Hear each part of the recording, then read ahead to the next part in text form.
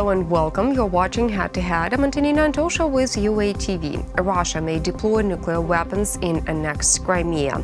This was stated by Ukraine's permanent representative at the United Nations, Volodymyr Yelchenko. He said that Russia had destroyed the entire UN security system and that now it is developing the infrastructure for deploying nuclear weapons in the occupied peninsula.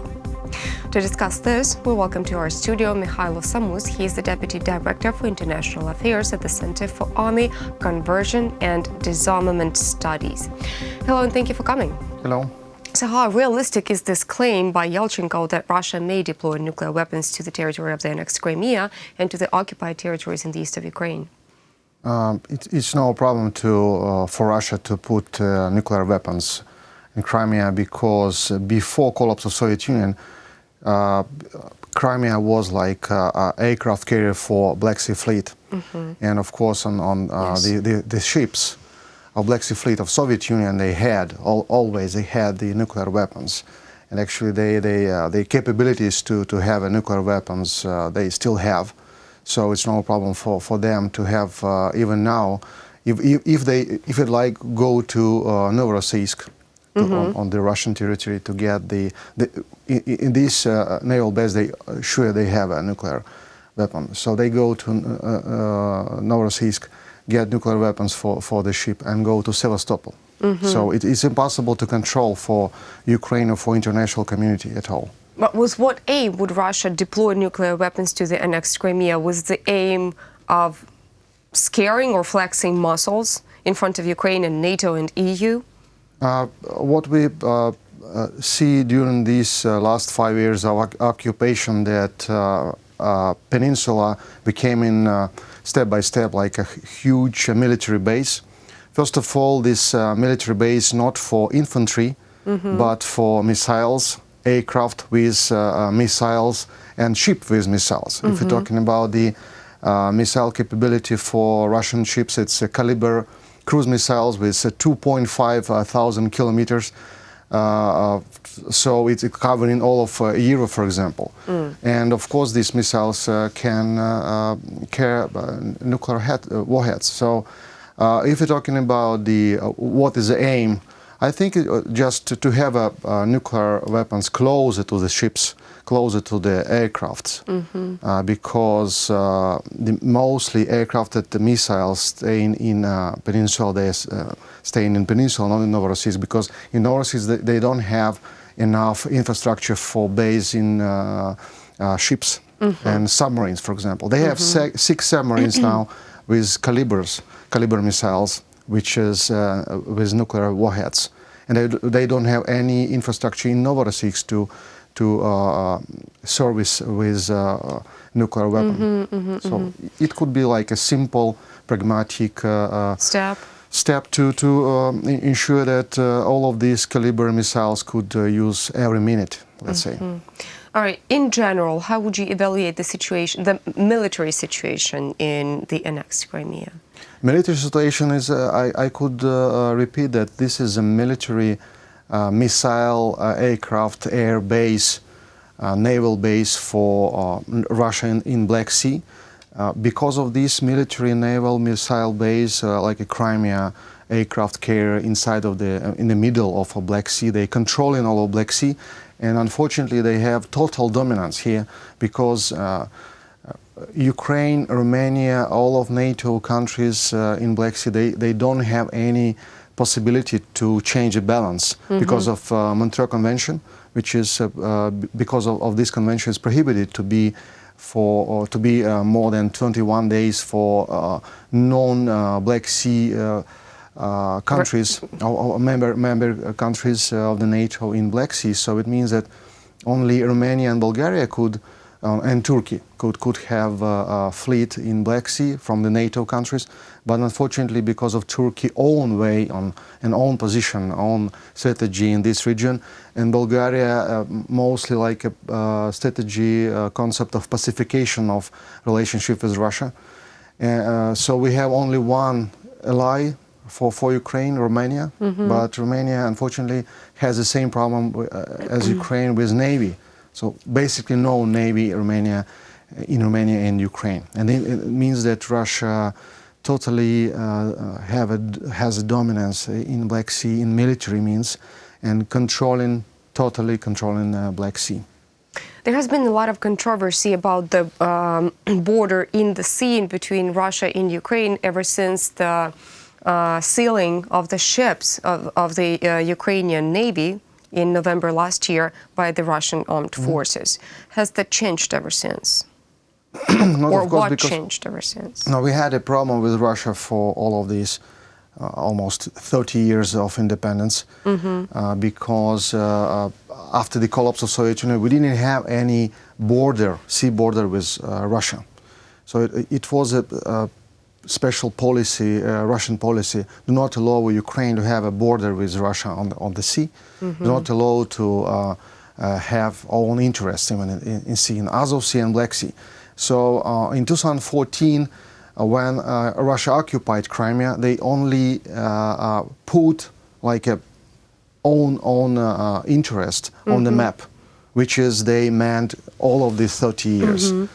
So what we have now, we don't have any border, still don't have any border officially with Russia. We have a famous 2003 year agreement between Ukraine and Russia on Azov Sea and Kerch Strait, which saying that this is internal waters. And this case, Russia using in international court to say that it's impossible to apply international maritime law on Azov Sea and Kerch Strait, and using only this agreement, bilateral agreement, which is, and the problem is that this agreement doesn't actually apply and doesn't divide the waters.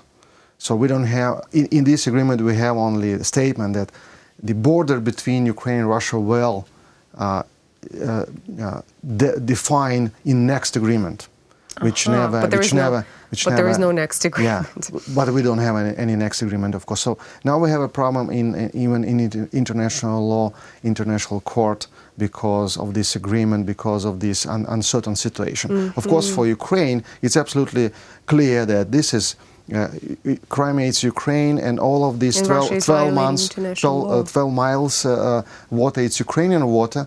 For Russia, it's Russian water. And when we're talking about the military ships, the problem for Russia that in the case, the act of aggression 25th of November showed that Russia didn't recognize and doesn't recognize any military, international and bilateral agreements, because a military ship, they has a special status. It's impossible even touch a military ship in open sea, even in your territorial water. It's no matter what kind of an agreement you have with the country. It's very close to diplomatic status. So it's impossible to arrest a diplomat on the street because it's a special status because of international conventions. The same with military ship. And what they done, I mean, Russians done in 25th of November, they destroy all of this status, all of these international agreements, all of these international conventions. Now we have prisoners of war, 24 prisoners of war sitting in Russia, like Ukrainian sailors, but Russia doesn't recognize it. Russia saying that this is only criminals, but it's absolutely crazy in case of international law. It's impossible for military naval officers to be criminals because of completing the order of the commander, which is actually on the mission. If this is very important for all of international maritime community, because maritime international law they built for hundreds of years.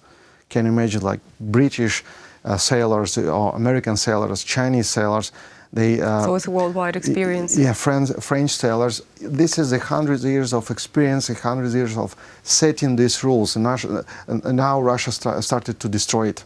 And freedom of navigation, one of the key principles of using world ocean for maritime, for commercial maritime links, and I think everything in favor of Ukraine. But the problem is that international community doesn't have any instrument to punish Russia, to punish aggressor.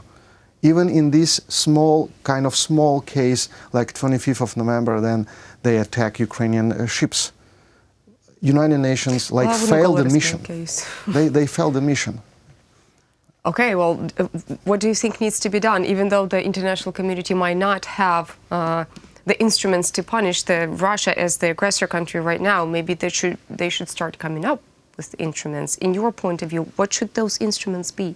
The problem is that current Russian leadership, I think they understand only punishment, only force, only strong instruments and strong steps against them. Well, like what? There are already sanctions, which are hurting Russia economically. It's not a sanctions because in the answer of the open act of aggression 25th of November, European Union only make a sanction against 6 sailors which is participate in this attack. And this sanctions looks like very funny, like a comedy club, because it's against the property of these sailors in European Union. But do you think they have some property there? So it's like I doubt it. Maybe. So I think it's like mostly like funny for Russians, and I think it's rather know these sanctions, but try to put some sanctions against Putin and his close circle. I mean the business circle, because all of their money in the Western banks, in Western funds. So I think it's very simple to make it. It's very simple to apply sanctions on the gas projects, on the oil projects. This is real sanctions. But now we don't have any sanctions, and we don't have any real steps in the United Nations. The paradox is that the country aggressor has a right of the veto. It's absolutely out of understanding. It's against the sense, against of the sense of this organization, because this organization, Security Council, is for peace after Second World War, for peace. But now we have an aggressor inside of this body. Peaceful for organization. Peace. So trying to build peace with aggressor, it's kind of against the whole principle of the United Nations organization. Even not a principle of this organization, but against the principle of our civilization. Because I think the problem is that if we don't change this situation, this order, unfortunately we are going to some next global conflict. And what we see now in Venezuela or in Syria, when Russia, because Russia is seeing that it's no instruments to stop them, the Russians. But they're staying unpunished. So they're trying to go farther and farther, and this is very bad track, I think. They're trend against the peace on a global level. There's one more issue I would love to discuss with you, and it may not be global. Nevertheless, the fact that Vladimir Putin has signed a presidential decree not that long ago about the simplified procedure for relatives, right, of those who live in Donbass, or for the refugees from Donbass, and also the descendants of Crimean Tatars who used to be kicked out of the Crimea in 1944, could get Russian citizenship on the simplified procedure or Russian passports.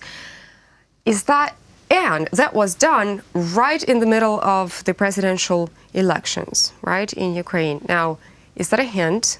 Is that a provocation? Why is this happening in this precise period of Ukrainian history?